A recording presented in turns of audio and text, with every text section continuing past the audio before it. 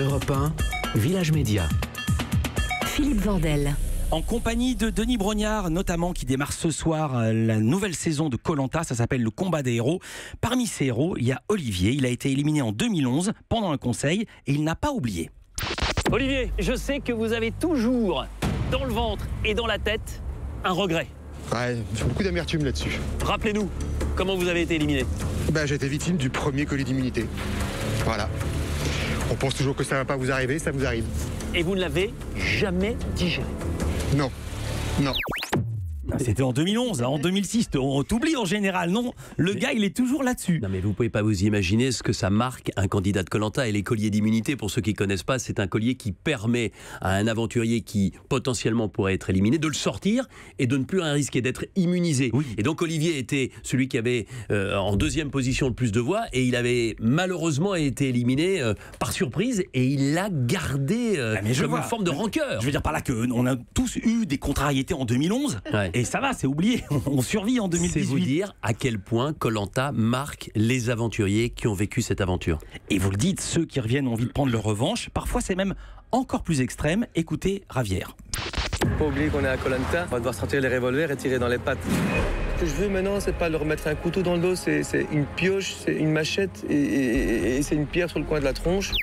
Non mais la pierre sur le coin de la tronche, non quand même. C'est une image. Rassurer les gens qui n'ont jamais vu l'émission. Rassurer, Ravière est un candidat belge qui est peut-être l'un de ceux depuis le tout début de l'émission qui a le plus d'humour. Donc il est capable de mettre en avant des images pour expliquer ce qui va se passer. Puis surtout, c'est un super stratège. Et lui, il s'était fait aussi avoir très brutalement dans sa première saison.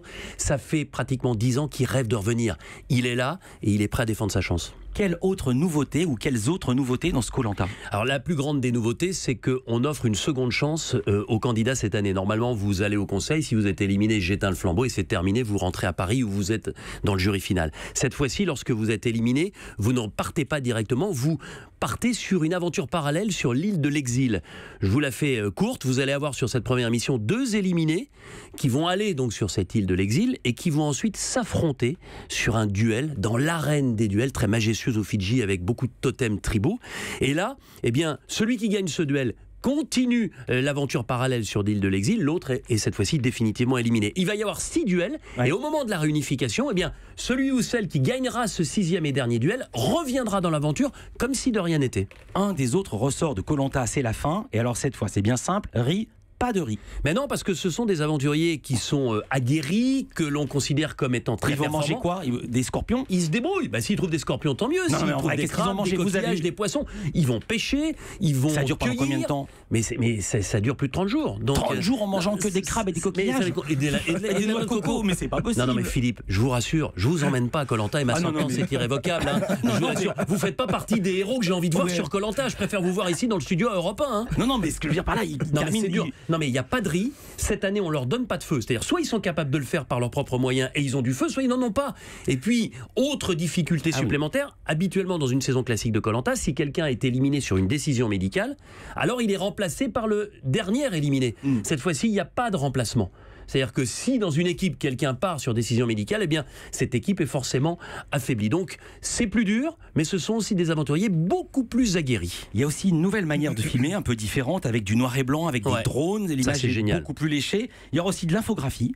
Alors ça, c'est bien parce que parfois, on a un peu du mal à suivre. Entre les épreuves, les règlements, les équipes, les stratégies. Non, mais vous avez raison. C'est bien qu'il y ait des petits schémas. Et vous savez, ce qui est important chez ALP et à TF1, c'est qu'on soit capable d'upgrader en permanence. Avec de nouvelles règles, je vous ai parlé de l'île de l'Exil et de l'arène des duels, mais aussi avec une nouvelle façon de filmer, des ralentis magnifiques, vous l'avez dit, du noir et blanc, des gros plans, beaucoup plus qu'avant, notamment dans la présentation des candidats, dans les portraits, vous allez voir pas mal de changements, puis effectivement, sur les explications des jeux, eh bien, de temps en temps, une bonne infographie, quelques informations écrites, ça fait pas de mal. Comme au foot. Les réseaux sociaux sont très présents autour de Koh-Lanta. Le hashtag a déjà démarré. Parfois, ça va quand même très loin. Exemple, tout ce qui a été dit sur Clémentine, qui revient ici cette année. Parfois, franchement, c'est à la limite de l'injure. Je suis content que vous me posiez la question parce que je trouve qu'on va beaucoup trop loin, et notamment concernant Clémentine. Et c'est aussi pour ça qu'on a eu envie, et que j'ai eu envie à titre personnel, que Clémentine, qui est une formidable compétitrice, revienne dans Koh-Lanta, parce qu'elle s'est fait effectivement rouler dans la moue en permanence. Alors vous avez peut-être des exemples. Je vais vous en parler. Je vais d'abord citer le tweet d'un certain Lou Panteil, je sais pas comment. Ouais. Revoir la France entière souiller Clémentine me remplit de joie. Ouais. C'est d'une violence. Non mais c'est horrible. Et celui-ci surtout que ce type-là, on ne sait pas qui c'est. Non mais personne ne sait, c'est un pseudo évidemment. C'est une forme d'anonymat horrible. C'est la limite des réseaux sociaux. Et Clémentine, heureusement, c'est quelqu'un de fort, c'est quelqu'un qui a pris de la distance par rapport à ces réseaux sociaux. Mais ce que je voulais dire ici, attendez, j'ai une question pour vous. Non mais aux États-Unis, je finis juste Philippe, aux États-Unis, cette fille qui est une compétitrice, qui est une aventurière, qui est une battante et qui est aussi une stratège, mais ça fait partie de Koh-Lanta, ça aurait été une héroïne. En France, on essaye de la calomnier en permanence. Donc cette fille, elle mérite sa place et c'est une formidable aventurière et je la défendrai bec et ongle du premier au dernier jour. Tweet de Kilou que j'ai trouvé ce matin, qui est peut-être une question pour vous, non, qui est pas peut-être, qui est une question presque pour vous. Clémentine, écrit-il, c'est la meuf ou écrit-elle, ouais. Clémentine, c'est la meuf la plus détestée de Koh-Lanta et ils la remettent pour une deuxième saison. Je crois que TF1 adore voir tweeter plein d'insultes et de moqueries le vendredi soir. Votre réponse? Pas du tout, au contraire, moi j'ai envie qu'on puisse changer d'opinion sur Clémentine. Encore une fois, je vous dis ce que je ressens de cette jeune femme. C'est une compétitrice, c'est une battante, c'est quelqu'un qui a un potentiel extraordinaire et qui mérite d'être dans ce combat des héros. Elle était sur les poteaux, elle n'a pas gagné Koh-Lanta, mais elle est arrivée quasiment au bout. Elle est formidable, moi je vous le dis. Maintenant, on ne peut pas plaire à tout le monde et c'est quelqu'un qui est assez, comme on dit dans le monde de la télé, segmentant. Donc, j'espère en tout cas qu'il y aura beaucoup plus de tweets positifs sur Clémentine et qu'on se rendra compte de ce qu'elle est vraiment. Deux questions rapides, vous parlez de poteaux. Une grande partie de votre activité sur TF1, c'est le sport.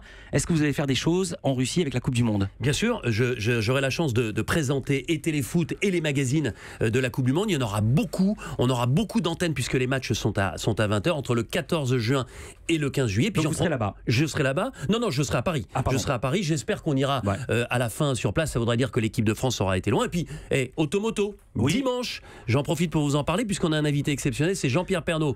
Il fête ses 30 ans aux 13h de TF1, mais c'est aussi un passionné de voiture. Dernière question, quand la F1 était sur TF1, c'est vous qui étiez sur les circuits. TF1 va diffuser 4 Grands Prix cette année, avec vous ou sans vous? C'est compliqué en tout cas pour les deux premiers sans moi, puisque sur le premier Grand Prix à Monaco, je serai sur le tournage de Koh-Lanta, et sur le deuxième, le Grand Prix de France, et je le regrette, mais je serai sur la Coupe du Monde. Donc je ne peux pas être à la fois le dimanche à Téléfoot et le dimanche au Castellet, mais il y aura l'excellente Marion Jolès qui sera à la présentation.